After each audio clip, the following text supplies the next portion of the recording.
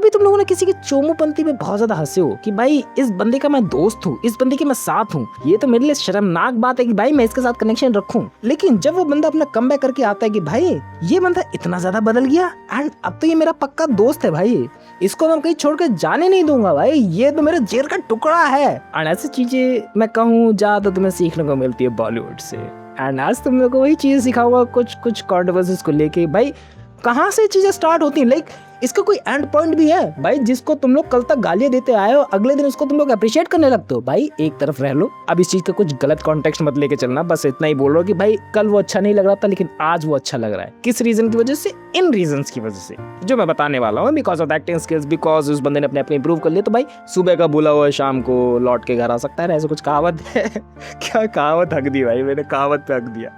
अब मैं first controversy की बात लेकर चलूं डॉन की। देखो डॉन की कंट्रोवर्सी हमेशा चलती आई कि भाई रणवीर सिंह निभाएगा नहीं निभाएगा, क्या तरीके की चीजें होंगी बाबू, हम लोग भी परेशान हो चुके हैं। फाइनली उसने वो रोल छोड़ दिया। बट मैं उससे बात लेकर चलूं, पहले उसने क्या करा था? पहले उसने करा था SRK ने रोल। एंड SRK के रोल में बहुत ज्यादा दिक्कत हुई थी क्योंकि तुम लोगों को पता है भाई अमिताभ बच्चन ने जो डॉन का रोल निभाया था वो अभी भी है कि एक आइकॉनिक फिगर बना हुआ दूर से, उसको कोई और बंदा निभाए ये हम लोग सहन कर ही नहीं सकते। आज के टाइम पे तो हम लोग कुछ भी सहन कर लेते भाई, बेकार से बेकार चीजें दिखवा दो। उस टाइम में नहीं कर सकते थे, उस टाइम पे हम एक्टर के लेगेसी को भी समझते थे।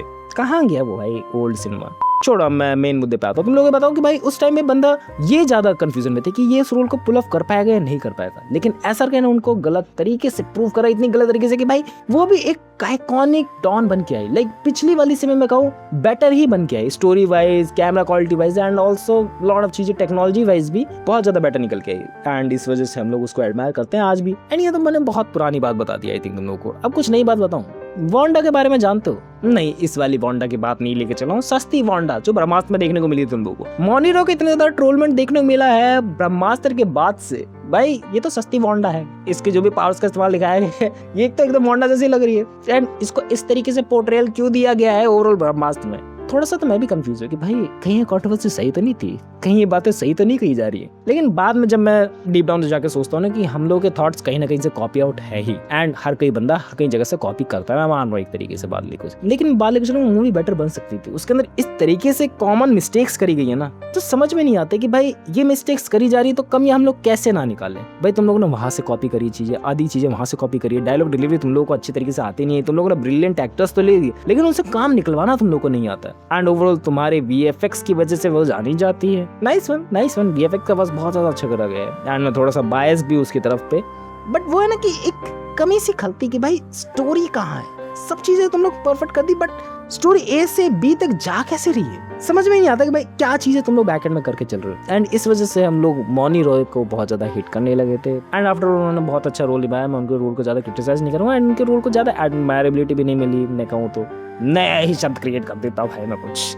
अब थोड़ी सी लाइट वेट कंट्रोवर्सी की बात लेके चलते हैं। दैट वाज अ सिंघम की कंट्रोवर्सी। तुम लोगों ने कभी सुना इसके बारे में? ज्यादातर लोगों ने नहीं सुना होगा, मैंने भी भाई कल ही परसों में सुना इस कंट्रोवर्सी के बारे में कि भाई जो सिंघम रिलीज हुई थी ना, सिंघम रिलीज होने से पहले जब उसके पोस्टर, ओवरऑल मूवी ट्रेलर्स वगैरह रिलीज हुए थे, कंट्रोवर्सी कर दी भाई सबने इस बात पे नहीं कि भाई सिंघम कहीं से कॉपी मूवी है। एंड कॉपी मूवी कहीं सिंघम 2010 में जो आई थी वो वाली कॉपी है ना। एंड जो नॉर्मल जनता थी इनको लग रहा था सिंघम कॉपी बन रही है दबंग की। इस वजह से लोग भड़क गए, भाई क्या तरीके की तुम लोग मूवी बना रहे हो, भाई सलमान भाई को कॉपी करोगे। सलमान भाई का एरा चलता था उस टाइम में, 2010 की बात लेके चल रहा हूँ। अरे तुम लोग ऐसे काम करोगे? नहीं भाई, ऐसा काम करोगे तो भाई सलमान भाई की ऑडियंस उन लोगों को छोड़ेगी नहीं। आज के टाइम में भले उनकी ऑडियंस उनके खिलाफ हो चुकी है, मैं कहूँ उनके भी फॉलोअर्स एग्जिस्ट करते हैं, ऐसी बात नहीं है। वो है ना कि ऑडियंस बहुत जल्दी जज कर लेती है। मैं खुद जज कर लेता हूँ। अगली कंट्रोवर्सी के बाद लेके चलो तो कहेगा भाई तूने भी उसके ऊपर वीडियो बनाई है, तूने भी उसके ऊपर जजमेंटल पॉइंट बहुत जल्दी दे दिया। एंड ओवरऑल मूवी भाई 1000-2000 करोड़ रुपए कमा के बैठी हुई है, तू बोल रहा था एक टाइम पे ऐसी हरकत करेगा तो नहीं चलेगी मूवी। भाई नहीं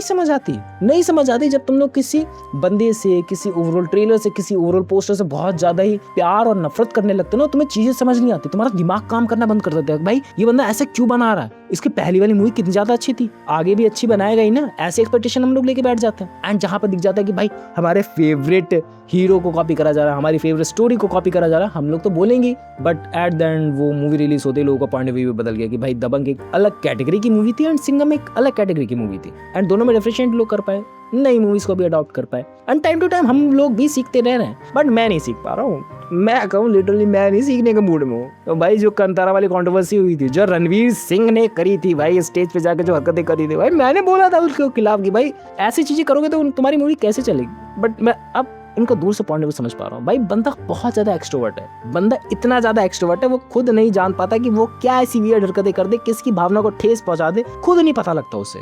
एंड इस बात से मैं एडमायर करता हूँ, क्योंकि जैसे जैसे मैं लोगों के बीच जाके रहने लगा हूँ ना, मेरे को खुद भी लगता है कि भाई मैं कुछ ऐसी चीजें बोल दूंगा, मैं किसी ना किसी कम्युनिटी को तो ऑफेंड कर ही दूंगा। एंड ऐसा होगा ही होगा। अगर मैं 10-20 लोगों के सामने कुछ बोल रहा हूँ ना, वो किसी एक बंदे को तो बहुत ज्यादा चुभेगी, बाकी 19 को बहुत ही ज्यादा पसंद आए भले। एंड ऐसा दुनिया का दस्तूर है भाई। मैं ये नहीं कहूँगी भाई उस कंट्रोवर्सी में कुछ गलत नहीं था, रणवीर सिंह की गलती थी। हाँ भाई गलती थी, मैं बोल रहा हूँ भाई गलती थी। इस तरीके के रूल्स को नहीं निभाना चाहिए भाई। रिलीजियस टॉपिक जहाँ पर आ जाता है तुम लोगों को खुद ही अपना पैर पीछे खींच लेना चाहिए भाई, कुछ ना कुछ चीजें हो जाएंगी। एंड रणवीर सिंह ने जब वो कंट्रोवर्सी करी थी तो मैंने भी बात बोली थी कि भाई उनके पास की मूवीज का रिकॉर्ड हिसाब से अच्छा नहीं गया है भाई, बंदा कैसे अच्छी मूवी लेके आ पाएगा। लेकिन जब धुरंधर आई, मतलब ऐसा हो ही नहीं सकता। 3-4 बार मैंने ना देखी भाई, इतना प्यार, इतने मजे सोच नहीं सकते भाई मैंने कितना एंजॉय करा भाई। वो एक हिस्टोरिक मूवमेंट बन गया मेरे लिए, हिस्टोरिक मूवमेंट, मेरी लाइफ का हिस्टोरिक मूवमेंट बना कि भाई धुरंधर आई थी। सोच लो भाई कितना ज्यादा प्यार था भाई। अभी भी तुम लोग चैनल पे जाके देखोगे, उस टाइम में मैंने शायद से 10-20 वीडियो अराउंड उनके बनाई है। मैं कंटेंट क्रिएटर भाई, इन चीजों से बड़ा ज्यादा प्यार होते जा रहा है टाइम टू टाइम। तुम लोग क्या सोचते हो इन चीजों के बारे में कि तुम लोग किसी को हेट तो कर रहे, बट शायद से वो उस हेट के लायक ही नहीं है, शायद से वो हेट उसके लिए जरूरी था। क्योंकि समझो ना कि कुछ प्रॉब्लम्स तुम्हारी लाइफ में आती है, वो जानबूझ के आती है तुम्हें ओवरऑल इवॉल्व करने के लिए, तुम्हें ओवरऑल सिखाने के लिए कि भाई ये प्रॉब्लम आई है जानबूझ के, तू ना इंप्रूव करेगा इसके बाद, बस ये प्रॉब्लम डाली गई तेरे लिए जानबूझ के। एंड ये गेम का लेवल है, एंड ऐसा नहीं है कि गेम का लेवल एंड हो गया तो तेरा भी एंड हो गया, ऐसा नहीं चलता रियल लाइफ में। पता नहीं क्यों मैं प्रोस और कॉन्स दोनों एक साथ बता देता तुम लोगों को, भाई ये गड़बड़ी भी होंगी, सही चीजें भी होंगी, मानना ना मानना तुम्हारी गलती है। बाकी that's it for the thing, अगर मैं इसको भी पहन लूँ तो। बाकी मिलते हैं नेक्स्ट वीडियो में। बाय यार, बाय।